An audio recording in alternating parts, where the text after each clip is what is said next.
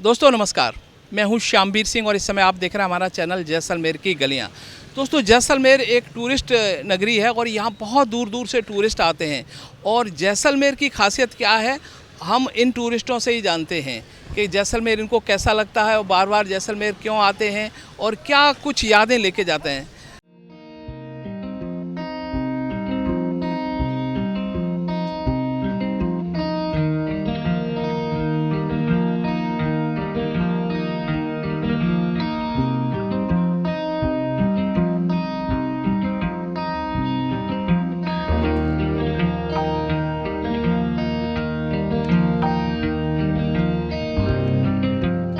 भारत में एक छोटा शहर जैसलमेर ये दुनिया के अन्य शहरों से बिल्कुल अलग है।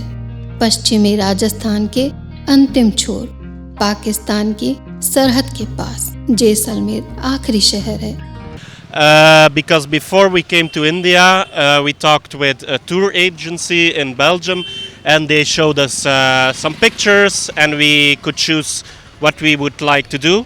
And just Jaisalmer looked very nice with the fort, and so based on the pictures we saw.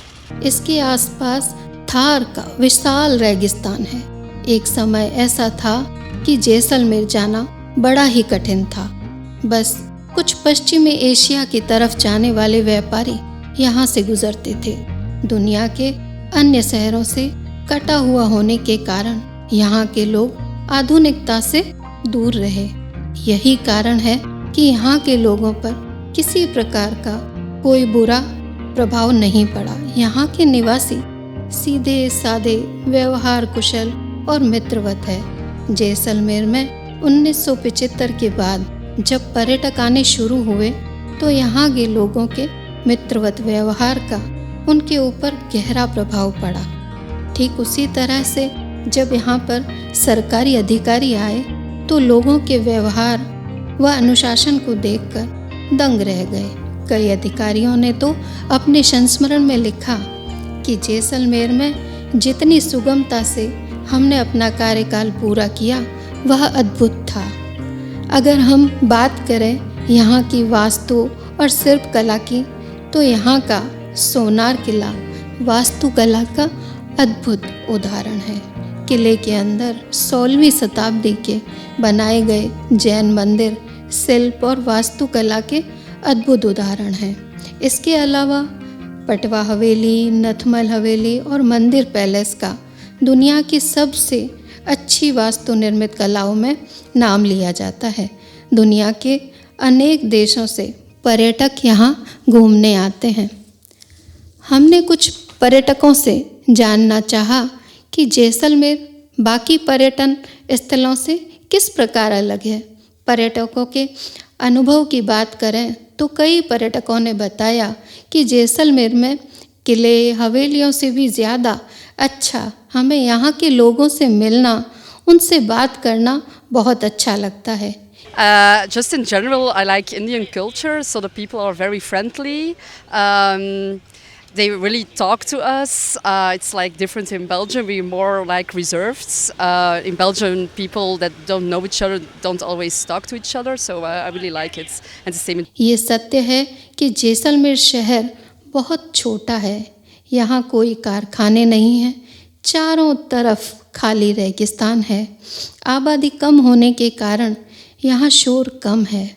शहर की ये सबसे बड़ी खूबसूरती है कि यहाँ भीड़ भाड़ नहीं है। It's very different. In Belgium, it's like mostly a lot of cities, and here it's totally different, very busy, a lot of people, a lot of cars, a lot of bicycles. It's very busy, and in Belgium it's more. Yeah, but it's especially there's a lot of people, a lot of noise, a lot to do. It's very busy. For me, two things are important. It's well preserved, so it's like it used to be. It's well preserved, and there are still people living. Like in other forts, it's like just like a museum, and there are no people living. Here, it's like a living museum that is well preserved. Jaisalmer शहर अद्भुत तो है, जो भी यहाँ आया वह यहीं का होकर रह गया। इस शहर को अगर हम इसी रूप में हम संरक्षित कर सकें तो ये हमारे लिए बहुत बड़ी उपलब्धि होगी। हमने एक पर्यटक से पूछा कि जैसलमेर में ऐसा क्या है जो आपको अच्छा नहीं लगा, तो वह कुछ इस प्रकार था। Europe, but maybe in general it's sometimes a bit dirty. So the dirt is and the trash is everywhere on the streets, and it's different in Europe.